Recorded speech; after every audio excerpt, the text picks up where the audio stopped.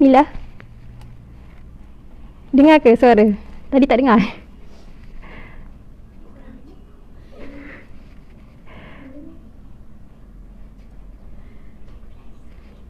Bismillahirrahmanirrahim. Tes.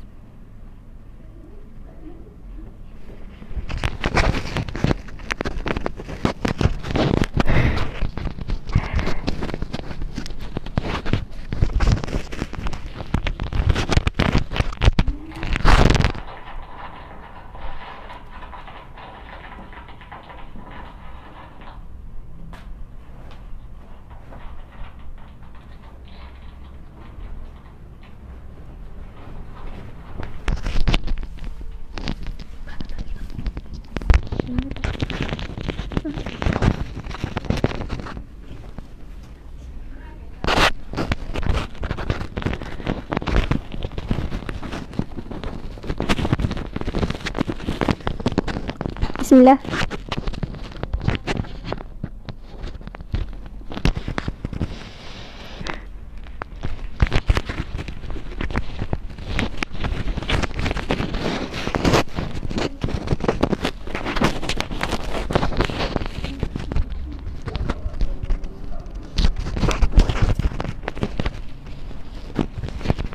Bismillah.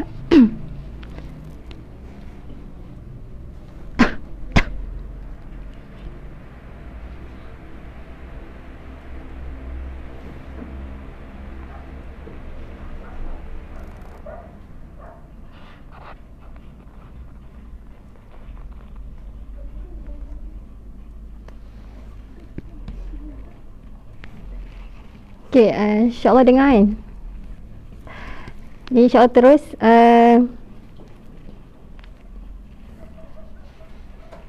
tadi Ana dah selesai untuk baca satu ayat Quran, satu firman Allah Ta'ala daripada Suratul Ahzab ayat 21 sebagai mukadimah kelas kita pada hari ini, yang mana ayat ini menjelaskan kepada kita bahawa sirah Rasulullah SAW adalah menjadi perkara utama bagi semua orang mukmin, semua orang Islam untuk kita pelajari. Sirah ni dia menjadi satu tafsiran kepada Al-Quran, tafsir secara praktikal bagi isi kandungan Al-Quran, yang mana Al-Quran yang diturunkan kepada kita ni bukan hanya dibaca dengan lisan ataupun kita dengar dengan pendengaran kita, tapi Allah SWT menjadikan dia adalah sebagai satu kenyataan yang benar-benar berlaku melalui tubuh badan Rasulullah SAW. Yang mana kita belajar sirah hari ini, kita tak boleh samakan dengan macam mana kita belajar sejarah. Kita belajar tentang tokoh-tokoh, contoh tokoh-tokoh kemerdekaan. Ni nak masuk sekarang bulan kemerdekaan kan. Kita mungkin akan belajar ataupun kita akan didedahkan dengan tokoh-tokoh kemerdekaan negara kita. Tapi tak sama. Sirah Rasulullah ni tak sama macam kita belajar sejarah tokoh-tokoh lain.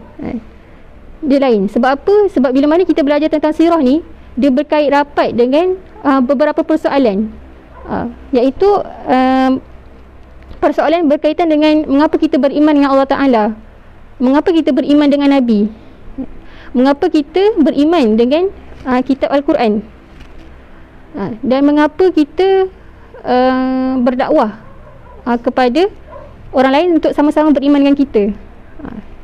Dan juga daripada mempelajari sirah ni, satu persoalan adalah berkaitan mengapa kita nak berjihad di jalan Rasulullah. Jadi kita kena bezakan, belajar sirah tak sama macam belajar tentang tokoh lain, tentang sejarah lain. Jadi insyaAllah pada petang ni untuk kelas siri pertama, antara topik-topik yang kita akan bincangkan ataupun yang kita sama-sama kongsikan adalah, nanti masing-masing boleh tengok dalam slide juga. Ada slide, tapi slide ni slide yang ringkas saja. Kalau nak detail boleh beli kitab.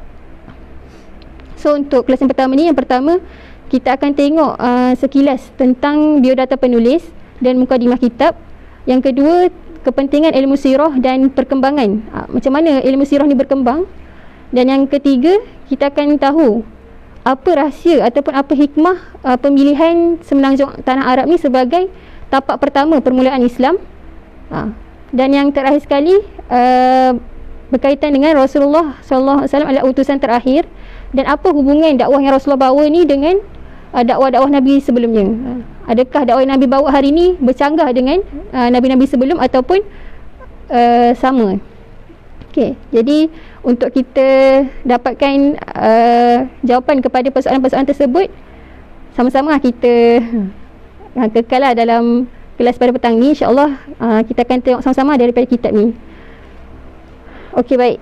Terus pada mukadimah biodata penulis, nama kitab ni adalah Kitab Fiqhus Sirah An-Nabawiyah Ma'a Mujaz li Tarikh Al-Khilafah Ar-Rashidah, yang ditulis oleh Syekh Muhammad Sa'id Ramadan Al-Buti. Syekh Sa'id Ramadan ni dilahirkan di Turki pada tahun 1929. Kemudian tapi tak kekal, tak tinggal tetap dekat Turki. Ketika berumur 4 tahun, Syekh bersama keluarganya telah berhijrah ke Syria dan menetap di Syria. Kemudian Syekh meninggal pada tanggal 21 Mac 2013 akibat daripada serangan bom bunuh diri. Waktu ni Syekh tengah bagi pengajian, rutin Syekh untuk bagi pengajian dekat satu masjid, Masjid Iman di Syria. Waktu tengah kelas tu berlaku letupan bom dan Syekh syahidlah di dalam masjid tersebut. Okey, baik. Seterusnya sedikit tentang pendidikan Syekh Ramadan. Yang pertama, beliau mendapatkan pendidikan awal daripada ayahnya sendiri, iaitu Syekh Mula Ramadan Al-Buti, yang mana waktu tu ayahnya adalah seorang ulama besar di Syria, dan seterusnya mendapat pendidikan menengah di Ma'had Taujih Al-Islami di Syria di bawah bimbingan seorang ulama juga, Syekh Hasan Habanakah. Dan seterusnya beliau melanjutkan pengajian ijazah dan master dalam bidang syariah Islamiah di Universiti Al-Azhar di Mesir, dan pada tahun seterusnya mengambil ijazah juga dalam pendidikan bahasa Arab juga di Universiti Al-Azhar Mesir. Selesai untuk pengajian di Mesir, beliau balik ke negara Syria dan berkhidmat sebagai pensyarah di salah satu universiti di Syria dan menjadi ulama besar di Syria. Dan Syekh Ramadan Al-Buti ni, Syekh Sa'id Ramadan ni, dia dikenali juga sebagai ulama kontem, yang mana sangat aktif dalam penulisan kitab, sangat aktif dalam memberi pengajian-pengajian di TV dan radio. Okey, itu sedikit tentang latar belakang penulis. Seterusnya dalam mukadimah kitab. Okey, bagi sahabat-sahabat yang ada kitab, kalau tengok mukadimah dia mukadimah yang Syekh tulis agak panjang. Jadi anda tak berniat untuk baca satu persatu isi mukadimah, tapi kita ambil juga istifadah ataupun poin-poin penting dalam mukadimah. Itu antara cara lah kita, bila mana kita baca kitab, kita jangan tinggalkan untuk baca mukadimah, sebab bahagian mukadimah ni penting untuk gambaran keseluruhan kitab. Okay, jadi antara tujuan utama kitab ditulis oleh Syekh adalah bagi menangkis tindakan barat yang mana diorang ni cuba untuk mensyarahkan Islam ataupun menghuraikan Islam mengikut kaedah mereka sendiri. Menghuraikan Islam mengikut kaedah barat dan mendatangkan tomahan dan fitnah kepada Islam. Jadi Syekh Sa'id Ramadan menulis khas kitab fiqh sirah ni untuk menjawab semula dan memberi penerangan semula, pencerahan semula terhadap keraguan-keraguan yang didatangkan, terutama waktu zaman Mesir didatangi oleh Britain, penjajah Britain. Okey, selesai untuk mukadimah kitab. Dan penulisan fiqh sirah ni dia tak sama macam kitab sirah yang lain. Beza kitab sirah dan kitab fiqh sirah. Kalau sirah dia lebih fokus kepada peristiwa-peristiwa kehidupan Rasulullah, bermula daripada Rasulullah lahir sampailah kepada Rasulullah wafat. Tapi bila mana fiqhus sirah lebih detail lagi, mungkin dalam kitab tersebut tak merangkumi semua peristiwa, Tapi ada beberapa peristiwa yang ditulis kemudian dikeluarkan apa ibrah, pengajaran dan pengajaran yang kita boleh ambil lah dalam untuk ditadbirkan dalam kehidupan kita. Selain itu juga daripada sirah Nabi ni juga dikeluarkan ada hukum-hukum yang terkandung ataupun prinsip-prinsip Islam yang terkandung. Okey, jadi Syekh keluarkan dalam kitab ni. Okey. Secara umumnya kitab ni dia ada 6 aksam, 6 bab. 6 bab ni merangkumi mula daripada Rasulullah lahir sampailah Rasulullah wafat. Kemudian di akhir kitab ada Syekh sekalikan dengan ringkasan tentang sejarah Khulafa' Ar-Rasyidin, Sayyidina Abu Bakar, Sayyidina Umar, Sayyidina Osman dan Sayyidina Ali. Okey, jadi insya-Allah kita terus masuk pada Al-Qismul Awal. Al-Qismul Awal Muqaddimat Ahammiyah As-Sirah An-Nabawiyah fi Fahmil Islam. Apa peranan sirah nabawiyah ni dalam kita memahami Islam?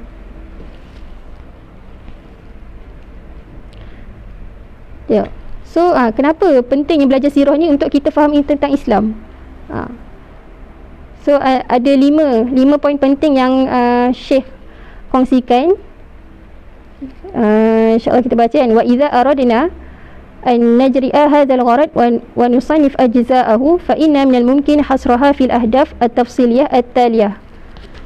Yang pertama, fahmu syakhsiyati Rasul sallallahu alaihi wasallam an-nabawiyah min khilali hayatihi wa zurufihi allati 'asha fiha lita'akkud min anna Muhammadan alaihi salatu wassalam lam yakun mujarrad abqariyyin simat bihi abqariyatin baina qaumih walakinahu qabla dhalik rasulun ayyadahu Allah biwahyin min indihi wa taufiq min ladunih. Jadi peranan pertama untuk sirah, kita belajar sirah ni adalah untuk kita memahami peribadi Rasulullah melalui kehidupan dan suasana kehidupan Rasulullah. Untuk kita faham tentang macam mana peribadi Rasulullah, yang mana akhirnya nanti akan meyakinkan kita bahawa Nabi Muhammad ni bukan sekadar tokoh di kalangan kaumnya, bukan sekadar orang yang digelar Al-Amin, yang dipandang tinggi oleh kaumnya, tapi yang lebih daripada itu adalah baginda ni adalah seorang pesuruh Allah, seorang pesuruh Allah yang mana didukung dan disokong oleh wahyu Allah SWT dan taufik dan hidayah. Okey, jadi itu yang pertama. Matlamat yang kedua dalam mempelajari sirah, ayyajid al-insan baina yadayhi suratun lil musulil a'la fi kulli sya'nin min syu'unil hayatil fadilah kay yaj'al minha dusturan yatamassaku bihi wa yasiru alaih. Tujuan kedua kita mempelajari sirah ni adalah supaya semua manusia dekat muka bumi ni mempunyai satu contoh yang terbaik, contoh yang paling berakhlak, contoh yang paling cemerlang dalam segenap aspek kehidupan, untuk dijadikan sebagai perlembagaan hidup dia, dustur hidup dia yang wajib dia pegang.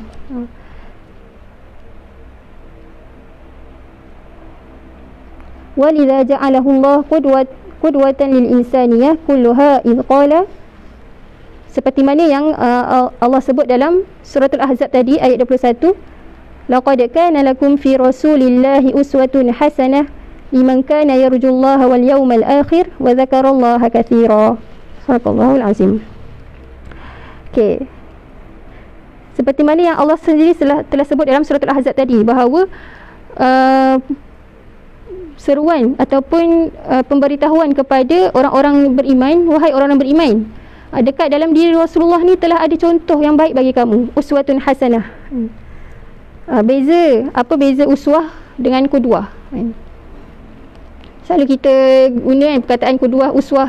Kalau dalam bahasa Melayu kita biasa terjemah samalah, maksudnya contoh, teladan, ikutan.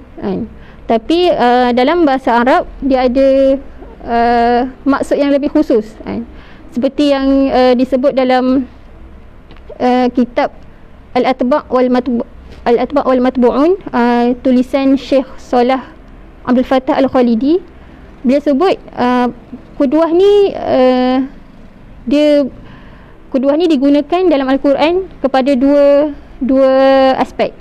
Sama ada kuduah ijabi, kuduah yang baik, ataupun kuduah yang salbi, kuduah yang buruk. Dua-dua ni ada dalam Al-Quran. Adapun uswah, kalau kita jumpa dalam Al-Quran, uswah ni hanya digunakan untuk contoh yang baik.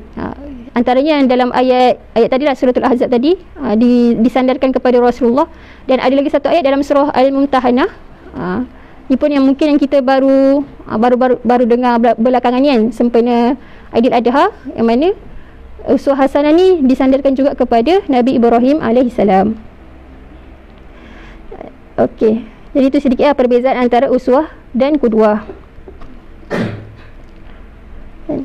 Dia menjadi biasa manusia ni memang cari satu benda yang dia nak tiru kan? Cari benda satu yang dia nak ikut. Dia akan cari mana contoh yang sesuai untuk diikut. Jadi kalau kita hari ni sebagai orang beriman, contoh yang paling baik untuk kita ikut adalah Rasulullah SAW. Beliaulah baginda adalah semulia-mulia insan yang berada di muka bumi ini. Selain itu, kita kena jelas bahawa kita bukan hanya menganggap Nabi ni sebagai idola kita, tapi Nabi ni adalah iman. Bila sebut tentang idola, dia tidak mewajibkan kita untuk ikut 100% apa yang Nabi buat. Idola lain dengan iman. Idola mungkin kalau kita suka kita ikut, kalau kita tak suka kita tak nak ikut. Tapi bila cerita tentang Nabi ni adalah iman. Tidak sempurna iman kita bila mana kita tidak mencintai Nabi kan. Seperti tidak mencintai Nabi lebih daripada yang lain. Jadi apa yang Nabi buat tu, sama ada mengikut selera kita ataupun tak ikut selera kita, kita wajib ikut. Okey.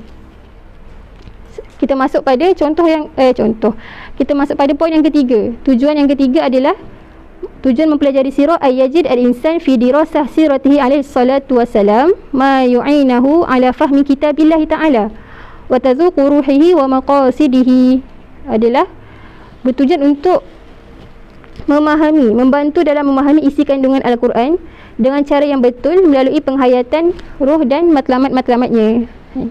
Kita tahu bila kita baca Al-Quran, hari-hari kita baca Al-Quran, dan bila mana kita jumpa tentang ayat berkaitan tentang Rasulullah, contoh ayat tentang peperangan, dalam Al-Quran Allah tidak menjelaskan secara detail contoh dalam peristiwa peperangan, berapa bilangannya, apa sebab peperangan.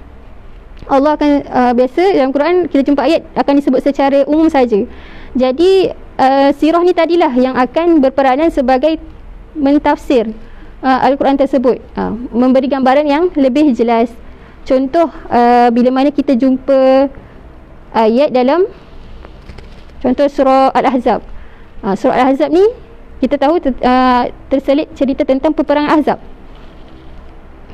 Bila mana kita sampai ayat wa idzawatil absar, wa idzawatil absar wa balawatil qulubul hanajir, dicerita mata orang beriman waktu tu terbeliak dan hati mereka ni sesak sampai ke kerongkong.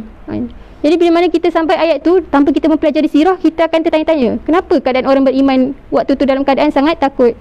Jadi sirah lah yang akan memberi gambaran yang lebih jelas sebenarnya apa yang berlaku pada orang mukmin pada waktu tersebut. Okey. Dan banyak lagi lah ayat tentang peperangan Badar. Dalam surah Al-Anfal ada ayat peperangan tentang Badar. Dalam surah Ali Imran ada cerita tentang peperangan Uhud. Lagi apa, peristiwa Fathu Makkah dalam surah Al-Fath, dan banyak lagi lah. Jadi itu antara bukti bahawa sirah ni sangat berkait rapat dengan Al-Quran. Okey, seterusnya poin yang keempat.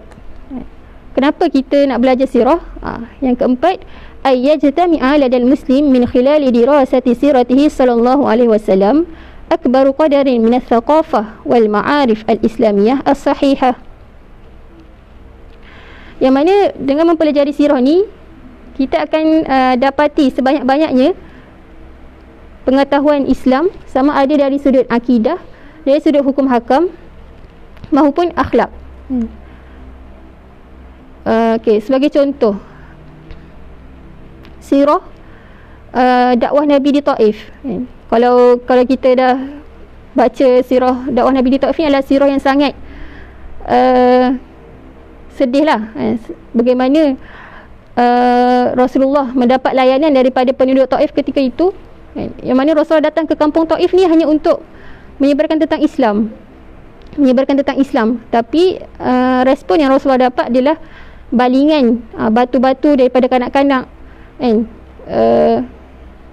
cacian, hinaan, tomahan, sehingga mana diceritakan waktu ni Rasulullah datang bersama dengan Zaid bin Harithah, bila mana Rasulullah dibaling dengan batu sehingga luka tubuh badan Rasulullah, hingga darahnya bertakung di kasut Rasulullah.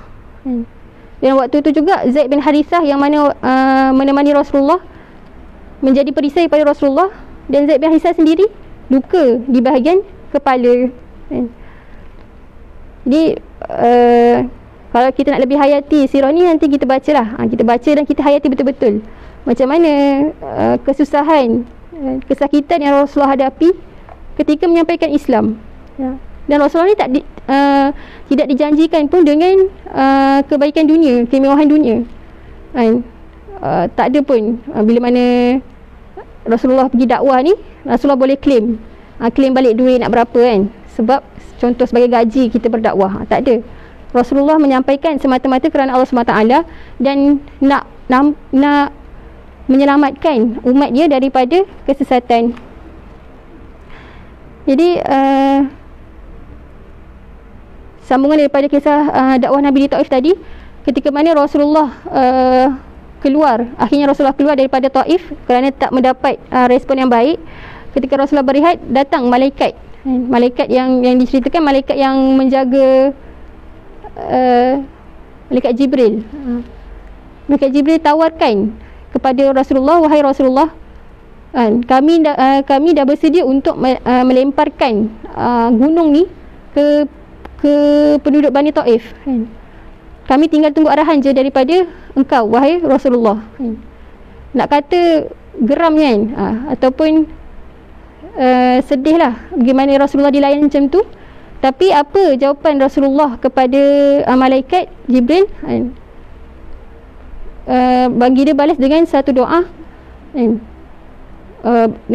supaya aku berharap bahawa satu hari nanti akan ada seorang daripada penduduk Taif ni akan beriman kepada Allah Ta'ala dan tidak mensyirikkan Allah SWT. Kita tengok macam mana akhlak seorang da'i, akhlak seorang pendakwah yang ditunjukkan oleh Rasulullah. Kemarahan Rasulullah ni Rasulullah tak layan. Maksudnya rasa Rasulullah nak berdakwah tu adalah melebihi daripada rasa kemarahan Rasulullah.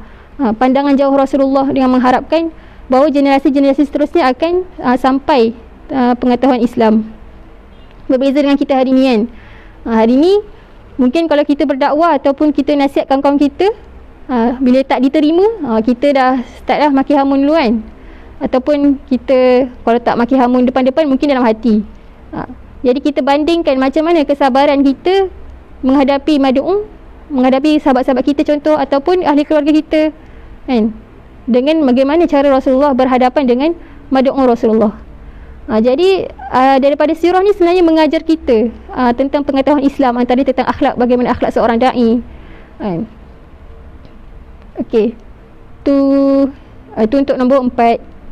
Seterusnya, yang kelima, yang terakhir sekali, apa peranan ataupun tujuan kita mempelajari sirah ni adalah ayakuna ladal muallim wa da'iyah al-islami namuzaj hayyun an tariq at-tarbiyah wa ta'lim. Maksudnya adalah sirah ni akan memberikan contoh yang realiti kepada para pendidik dan pendakwa Islam dalam usaha dia mentarbiah dan mengajar. Jadi hari ini kita dah ada contoh yang jelas, contoh yang realiti yang Allah bagi pada kita. Kita tinggal ikut sahaja kan, bagaimana cara mendidik macam mana kaedah kan, apa step-step dia, semua dah ditunjukkan oleh Rasulullah sallallahu alaihi wasallam.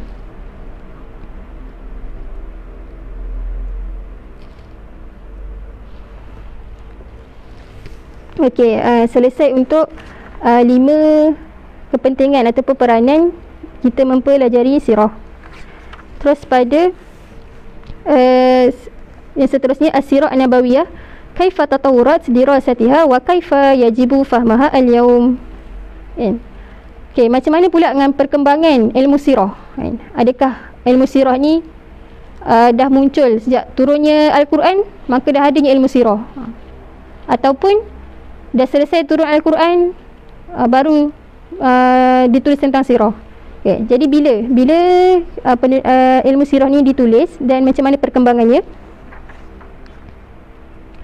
Kalau ada kitab boleh buat muka surat yang ke-18, kaifa bada'at thumma tatawurat kitabati sirah. Okey, sirah ni, ilmu sirah ni penulisannya agak lambat kan? Agak lambat maksudnya pada zaman sahabat belum bermula lagi tentang penulisan sirah ni. Kerana pada zaman para sahabat, mereka lebih kepada meriwayatkan sirah Rasulullah ni secara lisan, musyafahah ataupun syafahan.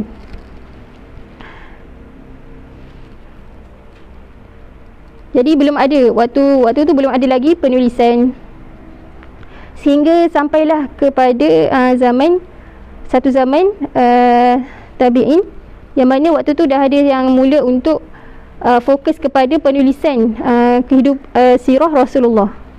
Dan antara yang terawal yang mencatat tentang kehidupan Rasulullah ni adalah antaranya Urwah bin Zubair, yang kedua Syarhabil bin Sa'id, yang ketiga Ibnu Syihab Az-Zuhri, dan ramai lagi lah. Antara yang, tapi segala penulisan diorang ni telah hilang, maksudnya tak sampai kepada kita pada hari ini. Seterusnya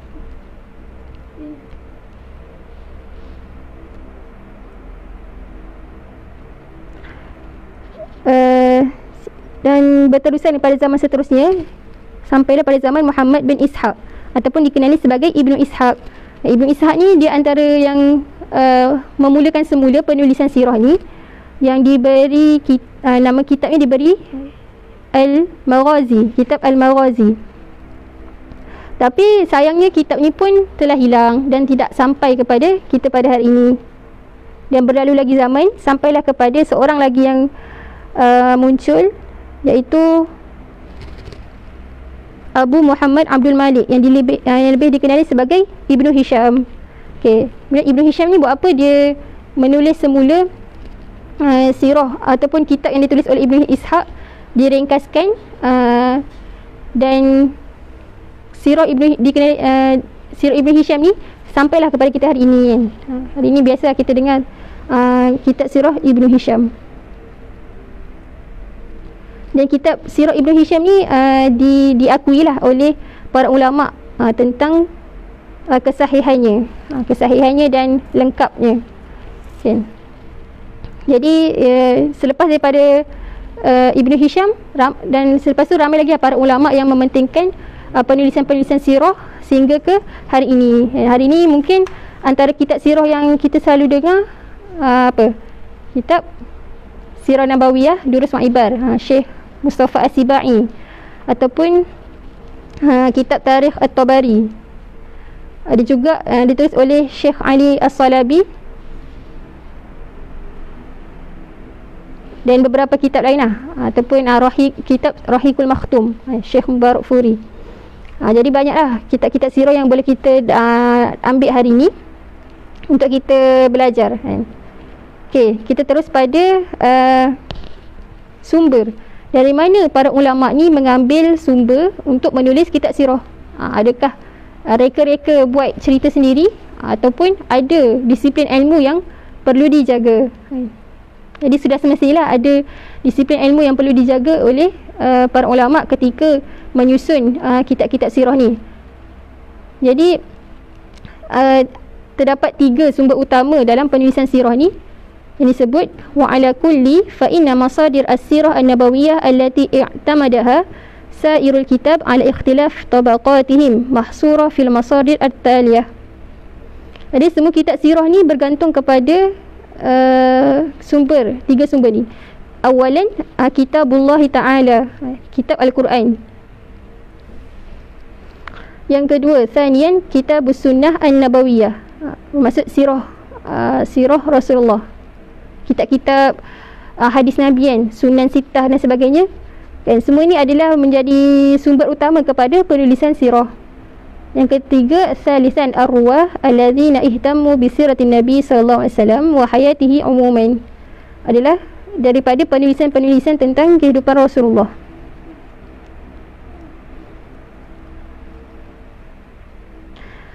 Okey, jadi jelaslah daripada kita, bila mana kita tengok sumber penulisan sirah ni, kita tahu bahawa sirah ni merupakan satu ilmu yang sangat tinggi, kerana sumbernya adalah daripada sumber utama dalam perundangan Islam. Okey, seterusnya kita tengok pada al-manhaj al-ilmi fi riwayat sirah an-nabawiyah. Bagaimana manhaj ilmu yang ketika meriwayatkan sirah nabawiyah.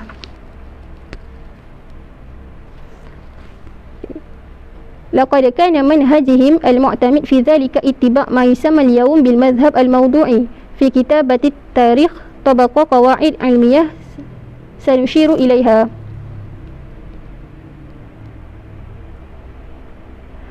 Wa makna hadha anna kutab as-sirah an-nabawiyah wa ulama'uha lam takun wazifatihim bisadad ahdath as-sirah illa tathbit ma huwa thabit minha bimikyasun ilmiyun yatamathalu fi qawaid mustalahul hadith al-muta'alliqah bi kulli min as-sanad wal mutun wa fi qawaid al-jarh wa ta'dil al-muta'alliqah bir ruwah wa tarajimihim wa ahwalihim.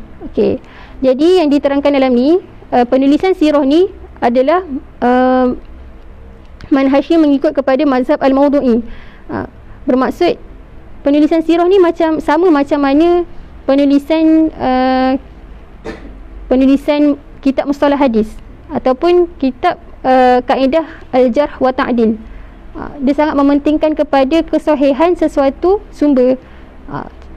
Contoh, datang satu hadis tentang yang menceritakan tentang riwayat Rasulullah, maka akan ditengok, okay, hadis ni hadis apa? Hadis sahih ataupun hadis dhaif, hadis nasikh yang telah nasakh ataupun mansukh. Dan semua maksudnya dia melihat kepada status hadis tersebut. Sekiranya tidak melepasi kepada hadis yang sahih, maka tidak akan diambil. Okay, itu adalah sedikit gambaran macam mana para ulama menyusun sirah ni. Okay. Okay, seterusnya sirah an-nabawiyah ala dhawil madhahib al-hadithah fi kitabati tarikh. Bagaimana pula penulisan sirah nabawiyah ni dalam mazhab hari ni yang ditulis oleh barat. Bermaksud hari ini bukan hanya ulama Islam saja yang mementingkan kepada sirah Nabi, bahkan orang-orang kafir, orang barat sendiri mementingkan pengkajian terhadap batang tubuh Rasulullah. Diorang juga mengkaji secara detail sirah Rasulullah. Tapi tujuannya berbeza lah. Tujuan ulama Islam, tujuan kita mempelajari sirah adalah untuk kita ikut macam mana Rasulullah, untuk kita tahu tentang gambaran hakiki tentang Islam. Tapi orang barat, dia mengkaji sirah Nabi, mengkaji tentang Nabi adalah untuk bertujuan membuat penyelewengan dan memberikan tomahan serta fitnah dan untuk mengelirukan umat Islam. Jadi hari ini kita kena hati-hati tentang penulisan-penulisan sirah. Kena cek balik siapa yang menulis, sebab kita takut kita salah ambil sumber dan akhirnya kita sendiri mengikut kepada penulisan-penulisan musuh Islam sendiri. Okey. Cara penulisan orang barat tentang sirah ni adalah mereka ambil juga, rujuk juga kitab-kitab sirah yang telah ditulis oleh orang Islam, tapi mereka ni menapis. Bermaksud tapis apa yang diorang tapis? Diorang tapis perkara-perkara yang berkaitan dengan wahyu Allah, perkara-perkara yang berkaitan dengan khawariqul adah, yang berkaitan dengan mukjizat yang di luar logik akal manusia, mereka tolak. Mereka tolak dan mereka tidak masukkan dalam penulisan diorang. Kan?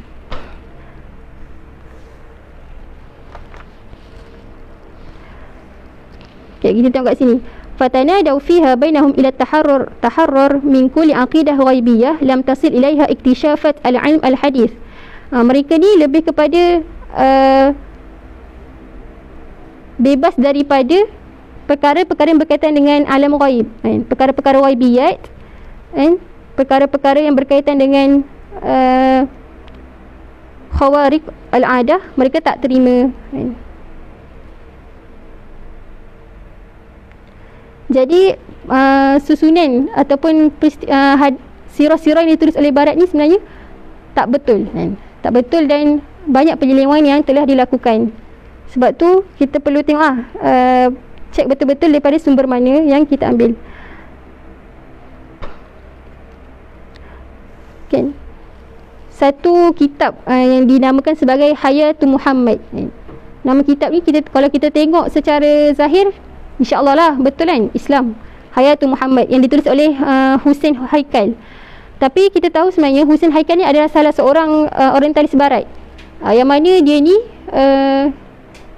orang Islam tapi dia membawa agenda barat. Dia menulis sirah Rasulullah ni mengikut kepada kaedah-kaedah yang diajarkan oleh barat. Dan dia telah menulis secara jelas dalam buku dia, innani lam akhudh bima sajjalathu kutubus sirah wal hadith li'annani faddalat an ajriya fi hadzal bahthi ala tariqah al-ilmiyah. Apa yang disebut, sesungguhnya aku tidak, dalam kitab sirah aku ni aku tidak mengambil sumber-sumber daripada kitab-kitab sirah yang ditulis oleh orang Islam, dan aku tidak mengambil juga daripada hadis, kerana aku lebih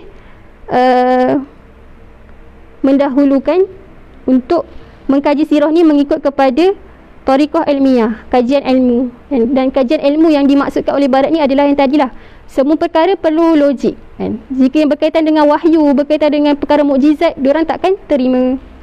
Jadi ini adalah tempang lah dalam penulisan sirah.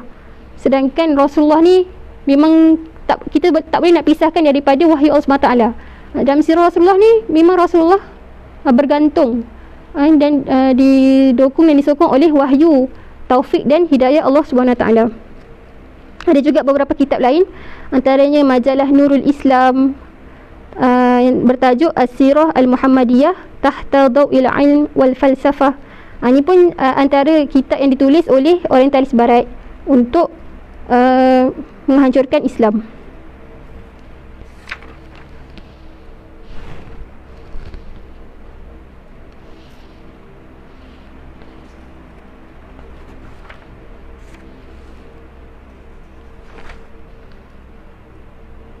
Okey, jadi di akhir poin kat sini tulis wa akhiran kaifa nadrus as-sirah an-nabawiyah ala dawi ma qad dzakarnahu. Jadi bagaimana sebenarnya kita nak mempelajari sirah Nabi adalah dengan an-nadrusa hayati sayyidina Muhammad sallallahu alaihi wasallam min syatta jawanibiha, nash'atihi wa akhlaqihi wa hayatihi asy-syakhsiyah al-baitiyah wa sabrihi wa kafahihi wa salmihi wa harbihi wa ta'amulihi ma'a asdiqaihi wa a'daihi wa mawqifahu min ad-dunya wa ahwa'aha wa zukhrufaha dirasatan mawdu'iyyah tatawakha as-sidqu wad-diqqah bina'un 'ala al-manhaj al-'ilmi alladhi yaqdi bi ittiba' qawaid ar-riwayah wal isnad wa syurut as-sihah fiha. Jadi cara untuk kita mempelajari sirah hari ini yang Syekh Sa'id Ramadan letakkan adalah untuk kita mempelajari kehidupan Rasulullah ni pada pelbagai bidang, pada setiap aspek. Bagaimana Rasulullah dilahirkan, bagaimana akhlak Rasulullah, bagaimana syakhsiah Rasulullah ketika di rumah, bagaimana kesabaran Rasulullah, bagaimana jihad Rasulullah, bagaimana ketika Rasulullah dalam peperangan, bagaimana Rasulullah ketika bersama dengan sahabat, bagaimana pula Rasulullah ketika bersama dengan musuh Islam.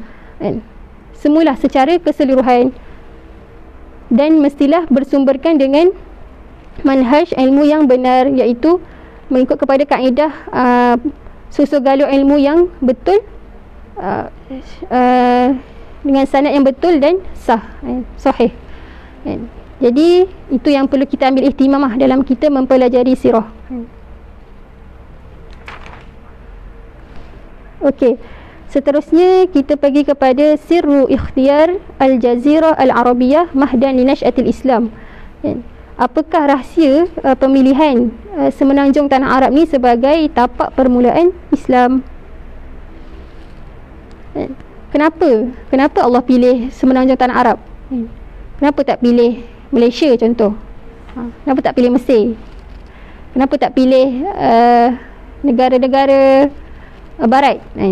Mudah sikit kan kalau Rasulullah dilahirkan di negara barat, mungkin lebih mudah Rasulullah berdakwah kepada diorang. Jadi ni kita tengok kenapa semenanjung tanah Arab. Okay. So ada dua sebab utama kenapa semenanjung tanah Arab ni dipilih sebagai tapak permulaan Islam. Yang pertama adalah kedudukan tanah Arab tu sendiri dari segi geografi dia adalah terletak di pertengahan bangsa-bangsa yang bergolak, iaitu waktu zaman tu lah Parsi, Rom, Yunani dan juga India. So yang kedua, sebab yang kedua adalah semenanjung Arab ketika itu merupakan kawasan yang tenang, jauh dan terpencil dari gejala huru-hara. Waktu ni Mekah dia agak terasing daripada tamadun-tamadun yang berada di sekitarnya, yang terpengaruh dengan macam-macam gejala yang buruk lah. So kita akan tengok lebih detail daripada syarahan Syekh Said Ramadan. Okey, yang pertama untuk kita menyingkap apa hikmah rahsia pemilihan Jazirah Arab ni adalah kita kena tahu apa ciri-ciri orang Arab sehingga dia ni dipilih sebagai tapak pertama untuk membawa bebanan dakwah Islam. Selain itu juga kita akan tengok bagaimana keadaan di sekeliling Jazirah Arab ketika itu. Kalau yang ada kitab boleh buka muka surat 30. Kana yatasaddar al-alam idzaka daulatani isnatani tataqasamani al-alam al-mutamaddun huma Faris wal Rum wa ya'ti min waraihima al-Yunan wal Hind. Pada waktu tu ketika zaman tersebutlah dunia waktu tu sedang dikuasai oleh dua tamadun yang besar. Yang pertama Parsi dan Rom, dan yang kedua adalah Yunani dan Hind. Okay. Jadi kita akan tengok satu-satu macam mana situasi yang berlaku di setiap tempat ni. Yang pertama di Parsi. Parsi ni kalau sekarang dekat mana? Dekat Iran kan? Parsi.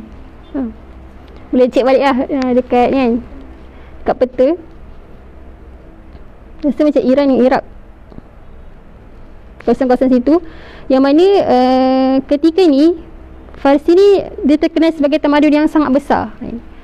Kebanyakan negara pada waktu tersebut tunduk ataupun kagum dengan tamadun Parsi ni kan. Tapi sebenarnya diorang ni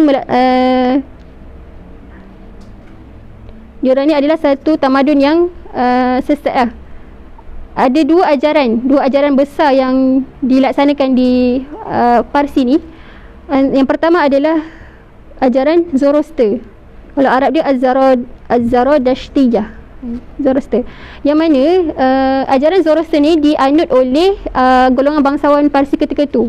Yang mana ajaran ni memberikan keizinan kepada mereka ni, kepada golongan bangsawan ni untuk mengahwini perempuan yang haram dikahwini kalau dalam Islam haram dikahwini.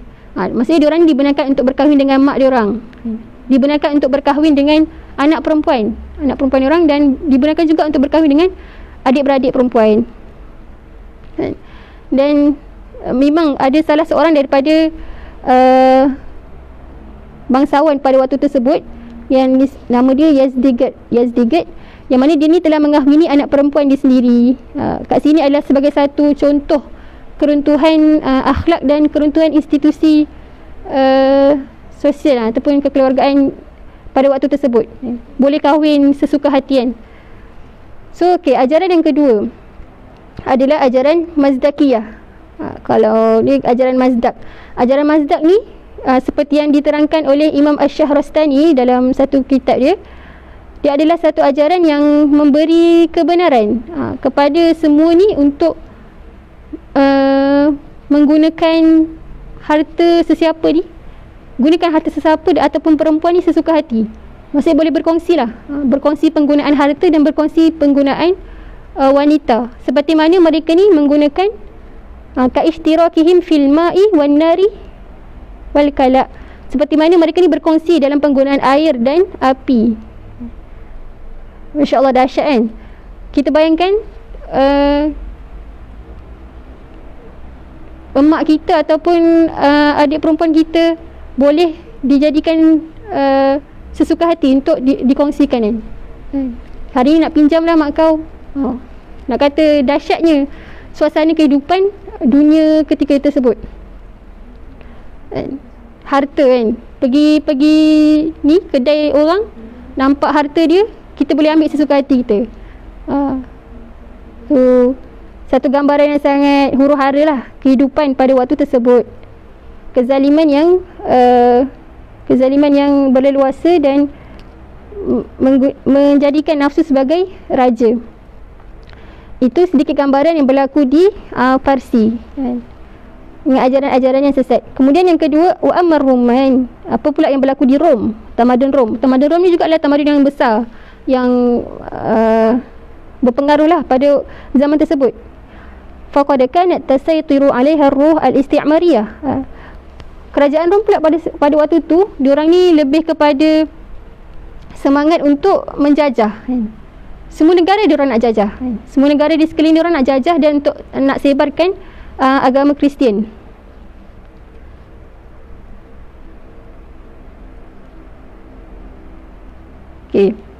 Seterusnya amal Yunan. Apa pula yang berlaku di Yunani? Faqad kanat wariqah fi hausati min khurafatiha wa asatiriha al-kalamiyah allati muniyat biha duna an taraqqa minha ila samratin aw natijah mufidah. Adapun pada waktu tersebut Yunani ni suasana di tempat Yunani ataupun hari ni Greece, diorang ni tenggelam dalam lautan dongeng, perkara-perkara khurafat yang tidak membawa apa-apa faedah. Maksudnya orang yang hidup di Yunani ni sibuk dengan perkara-perkara tersebut, cerita-cerita dongeng, cerita-cerita khurafat yang tidak membawa apa-apa faedah. Seterusnya wa amal Hind. Di India pula, faqad kanat kama qala anha al-ustadz Abul Hasan An-Nadawi innahu qad ittafaqat kalimatul muallifin fi tarikhiha an ahattu adwariha diyanah wa khuluqan wa ijtima'an. Dhalika al-ahdu alladhi yabtadi min mustahil al-qarni as-sadis ashr al-miladi. Faqad sahamat al-Hindi ma'a jaratiha wa shaqiqatiha fi tadahhur al-akhlaqi wal ijtima'i. Apa pula yang berlaku di India pada waktu tersebut? Kata Al-Ustaz Abu Hasan An-Nadawi bahawa di India bermula keruntuhan akhlak dan keruntuhan dari sudut akhlak dan masyarakatnya pada kurun ke-16, yang mana dia ni menjadi faktor utama juga keruntuhan akhlak di negara-negara sekelilingnya. Kalau kita tahu, kalau India ni macam mana dia punya akidah yang dia orang percaya kepada banyak Tuhan. Mau 30-70 Tuhan kan yang dia orang percaya. Dewa matahari, dewa air, dewa, berbagai-bagai dewa lah. Jadi itu antara gambaran bagaimana negara ataupun bangsa-bangsa yang berada di sekeliling Semenanjung Arab. Mereka ni adalah tamadun yang huru-hara, kerana mereka ni dibina atas dasar material, kebendaan al-madiyah, tanpa mementingkan aspek rohani.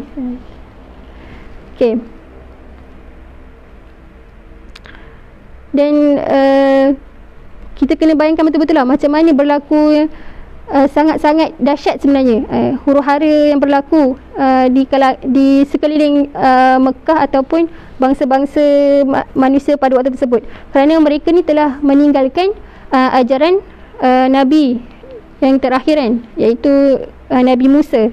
Mereka ni dah tinggalkan apa yang diajarkan oleh Nabi. Kalau di Semenanjung Arab telah melupakan apa yang diajarkan oleh Nabi Ibrahim, agama Hanif kan, Nabi Ibrahim dan juga Nabi Ismail. Dah terlalu jauh daripada pegangan agama dan daripada prinsip-prinsip agama. Okey, seterusnya amal jaziratul arabiyyah faqad kanat hadi'ah ba'idah bal mun'azilah an mazahir hadhihi al-ittirabat kulluha. فلم يكن لدى أهلها من التراث والمدنية الفارسية ما يجعلهم يتفننون في خلق وسائل الانحلال وفلسفة مظاهر الإباحية والانحطاط الخلقي ووضعها في قوالب من الدين. Kemudian diceritakan pula apa pula suasana yang berlaku dalam Semenanjung Arab. Semenanjung Arab ni diceritakan dalam keadaan yang tenang, jauh dan terasing daripada huru-hara ataupun kepincangan yang berlaku kepincangan yang berlaku di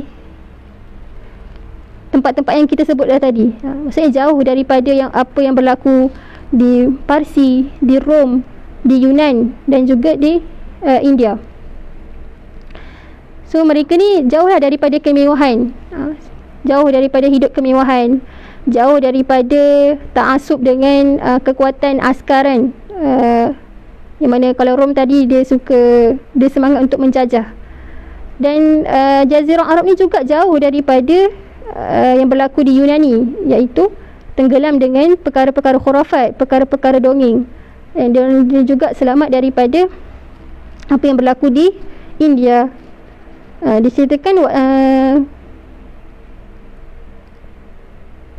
bangsa-bangsa Arab yang berada di Jazirah Arab ketika itu, diorang ni diibaratkan sebagai bahan mentah yang belum lagi diusik ataupun ditempa mengikut acuan yang rosak tadi. Maksudnya masih asli. Dan sebab kebanyakan daripada bangsa Arab ni, diorang masih ada keazaman untuk menjadi diorang ni lebih dekat dengan fitrah al-insaniyah as-salimah, fitrah insan yang sihat, seperti al-wafa, yang menunaikan janji, suka hidup dengan keadaan mulia, wal-ifah. Tapi cuma kekurangan diorang ni adalah dari sudut diorang ni sesat sebab telah jauh daripada seruan Nabi. Dalam surah Al-Baqarah ayat 198 disebut A'udzubillahi minasyaitonir rajim wa in kuntum min qablihi la minadh-dhallin. Dan sesungguhnya mereka ni dikembalikan kepada bangsa-bangsa Arab pada waktu tersebut sebelum ini adalah di kalangan orang-orang yang sesat. Jadi ayat ni sebenarnya memberikan kemaafan kepada penduduk ataupun bangsa Jazirah Arab pada waktu tersebut kerana mereka ni sesat.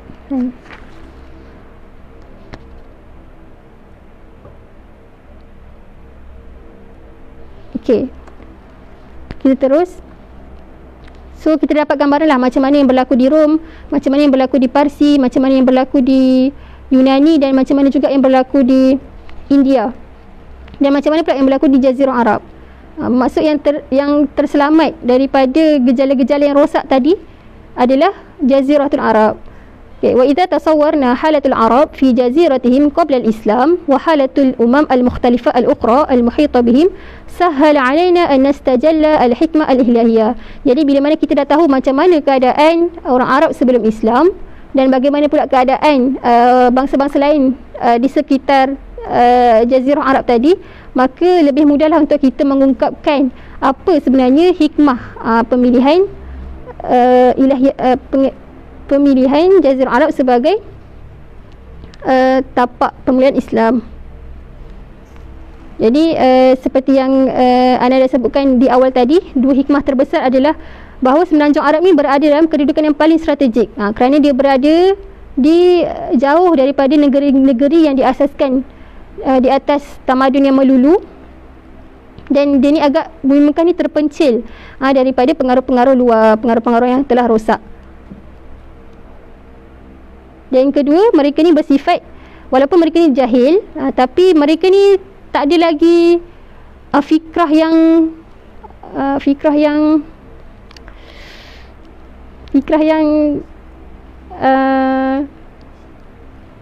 dah mendalam lah. Bagaimana yang berlaku di tamadun, berlaku di Rom ataupun Farsi. Mereka ni dah ada ideologi dia orang sendiri. Sebab pegangan ataupun fikrah bangsa Arab pada waktu tu masih tak kuat. Masing-masing ada pendirian masing-masing lagi. Mereka ni memang menyembah berhala. Cuma mereka menyembah berhala ni, ada yang beranggapan berhala ni adalah sebagai perantara antara mereka dengan Allah Ta'ala. Ada yang menganggap berhala ni sebenarnya sama dengan Allah Ta'ala, sekutu dengan Allah Ta'ala.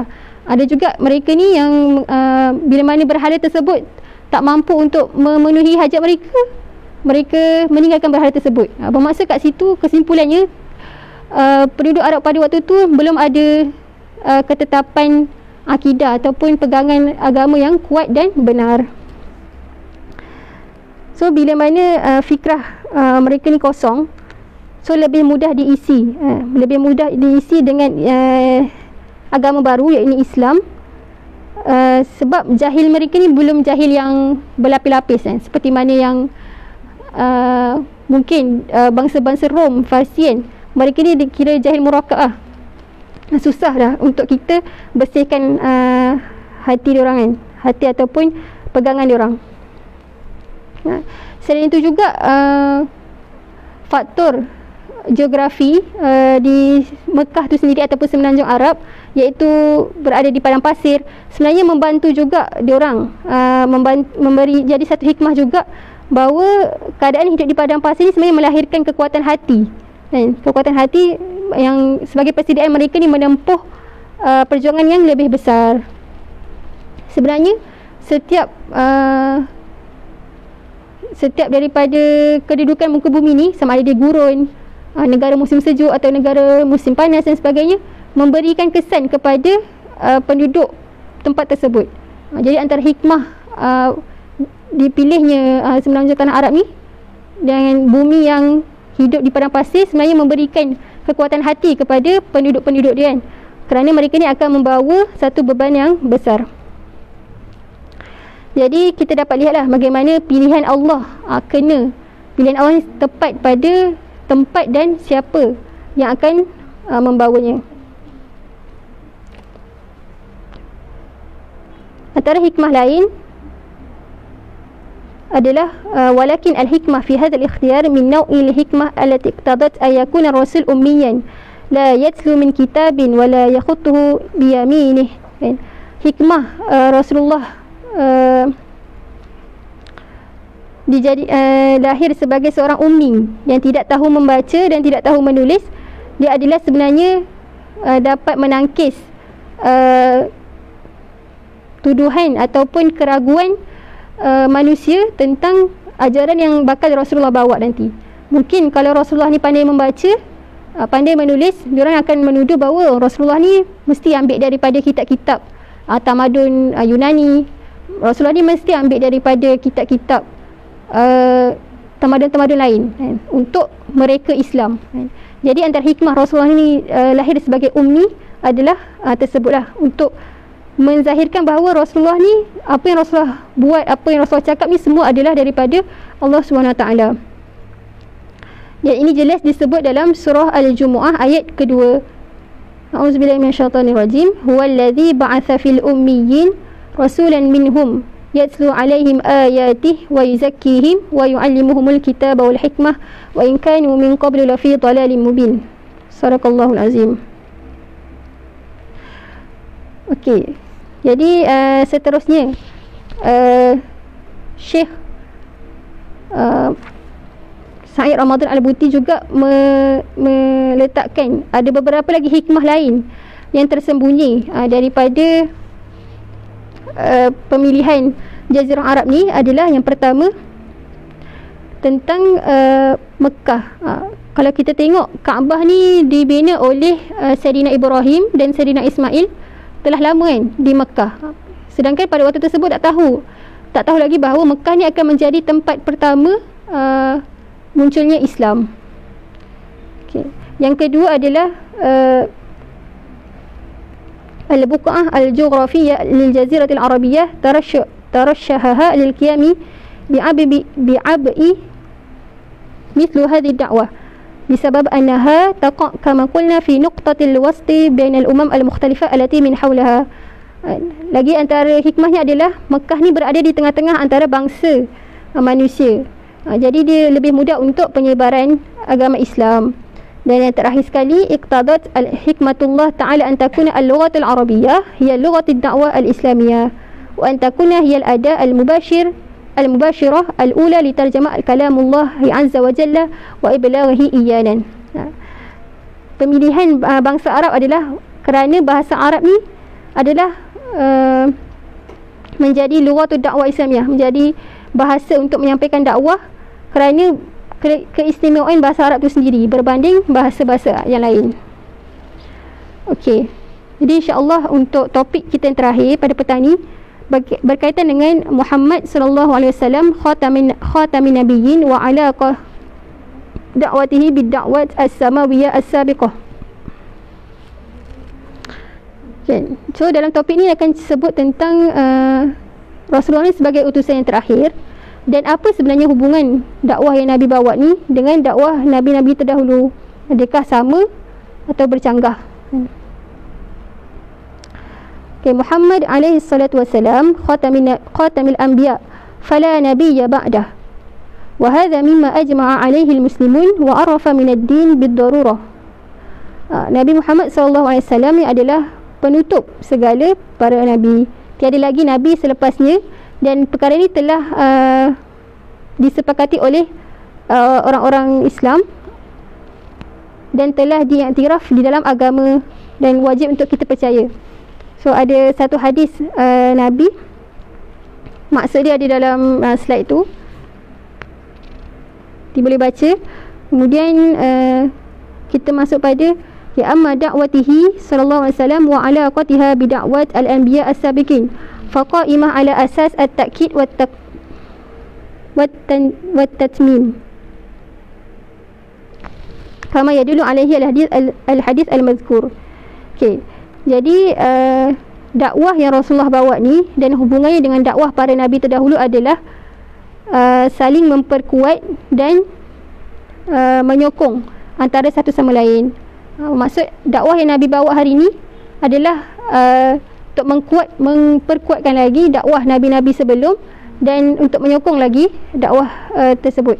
Wa bayan zalika anna dakwah kullu nabi taqumu ala asasaini ithnaini. Al-awwal al-aqidah wal thani at-tashri' wal akhlaq.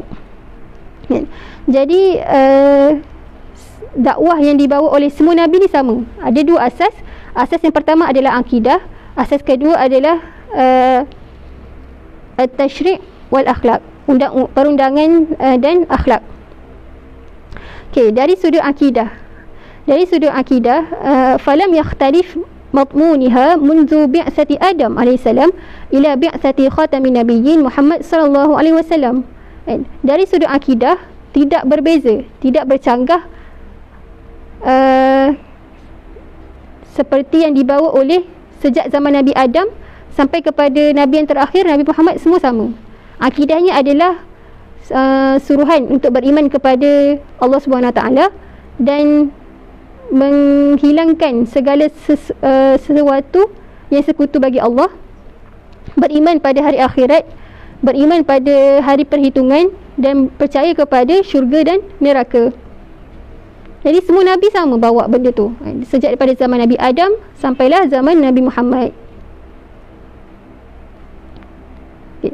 Satu ayat Quran daripada surah Asy-Syura ayat 13.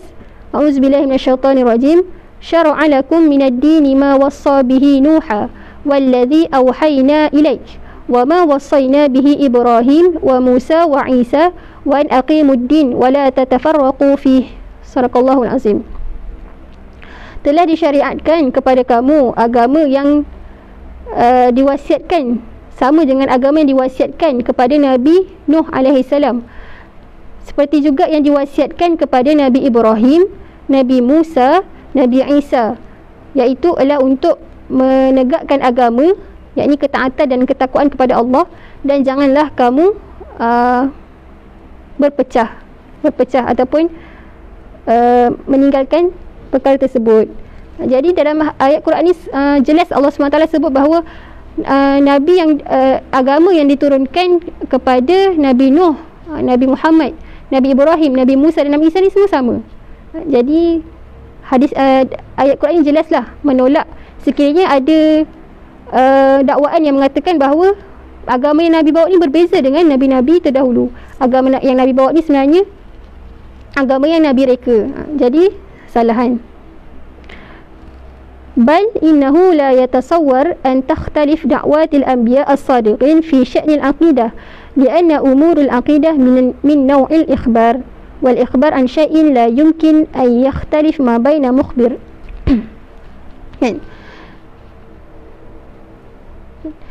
Jadi kat sini sebenarnya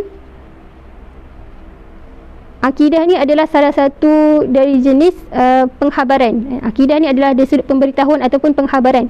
Jadi dia tak mungkin berbeza.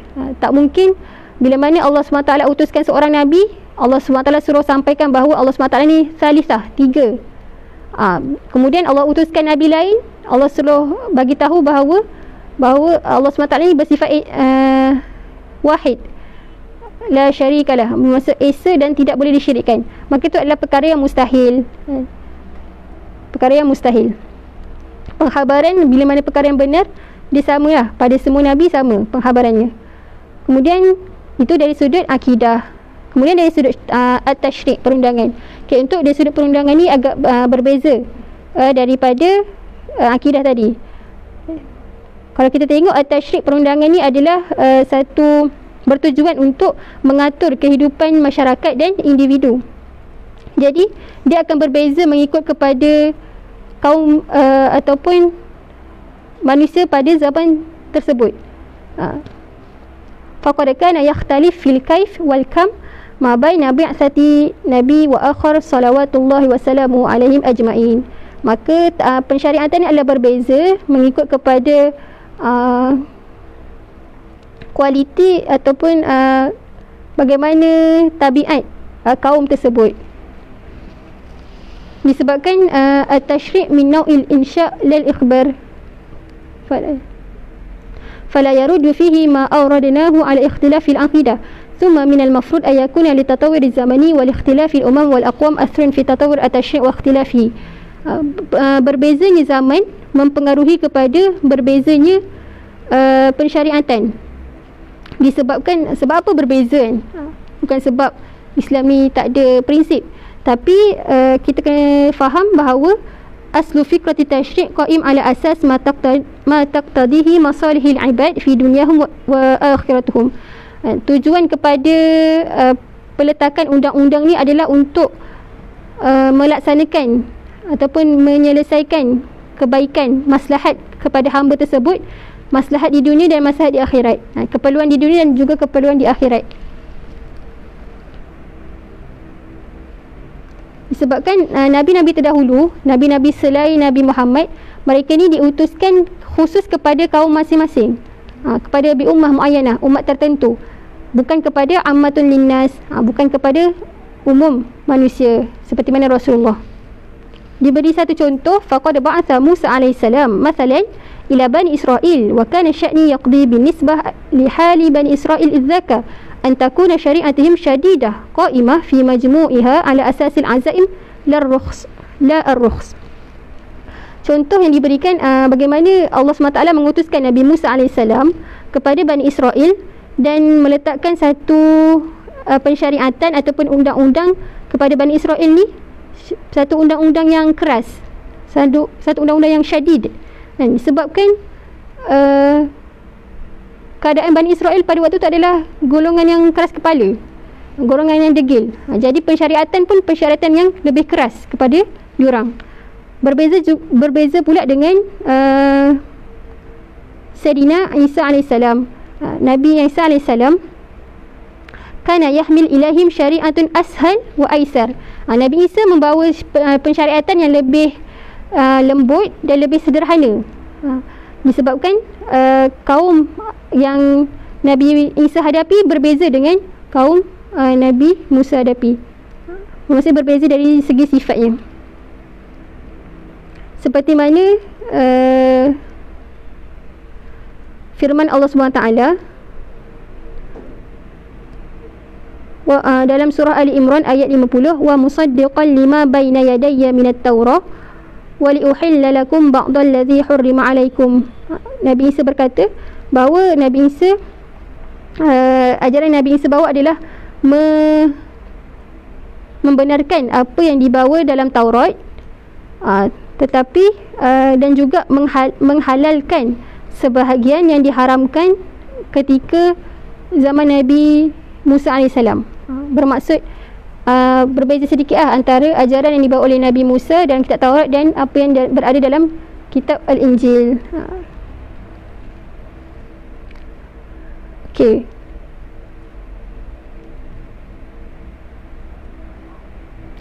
Jadi wa bina'an ala hadza fa inna bi'sati kulli rasul tatadamman aqidah wa tashri'an. Jadi kesimpulan daripada pensyariatan Nabi ni adalah mengandungi kepada dua, akidah dan pensyariatan. Pada akidah adalah sama kepada semua Nabi, iaitu menguatkan apa yang dibawa oleh Nabi-Nabi terdahulu. Adapun dari sudut syariat, dia berbeza. Berbeza sama ada memansuhkan yang sebelum dan ada juga yang menyokong yang lama. Maksud syariat ni ada yang berbeza lah.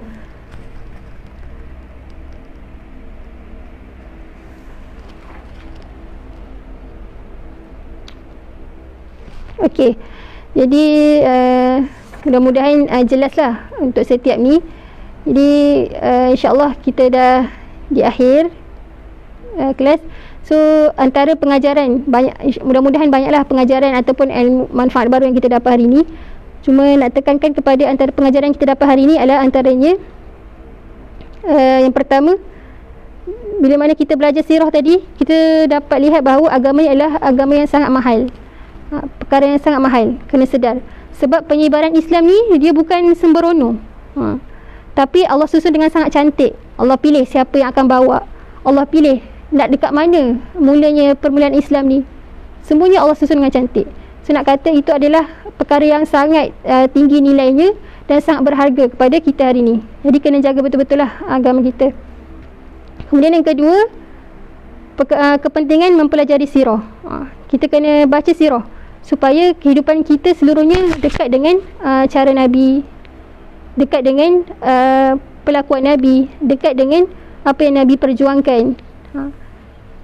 Dan yang terakhir sekali, kita kena sedar bila mana kita dah belajar sirah, kita kena sedar tanggungjawab dakwah yang kita pikul. Dakwah ni bukan kerja pilihan, bukan juga kerja part time, tapi dakwah ni adalah kerja full time. Tak ada alasan yang kita boleh bagi. Dan kita kena ingat bahawa ahli kitab ni pun kenal Rasulullah, malah lebih kenal daripada kita.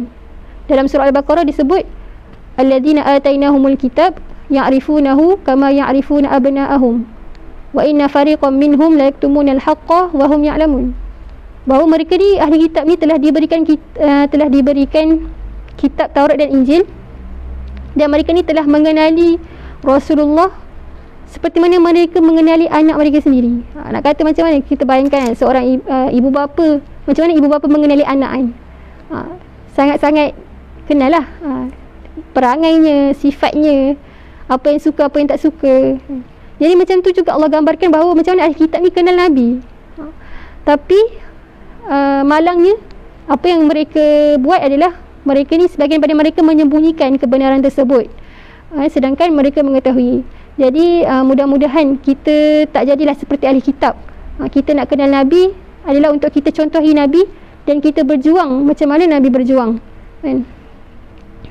InsyaAllah itu sahaja. Mudah-mudahan usaha kecil ni kan, kelas tafakur yang dianjurkan oleh di bawah unit Saqafah ni menjadi satu wasilah untuk kita lebih kenal Nabi, kita bertambah cinta kita pada Nabi dan rasa semangat untuk kita ikut dakwah dan perjuangan Rasulullah sallallahu alaihi wasallam. Jadi insya-Allah itu sahaja. Minta maaf sekiranya ada sebarang kekurangan. Jadi insya-Allah kita jumpa untuk kelas akan datang. Wallahu taala alam. Assalamualaikum warahmatullahi taala wabarakatuh.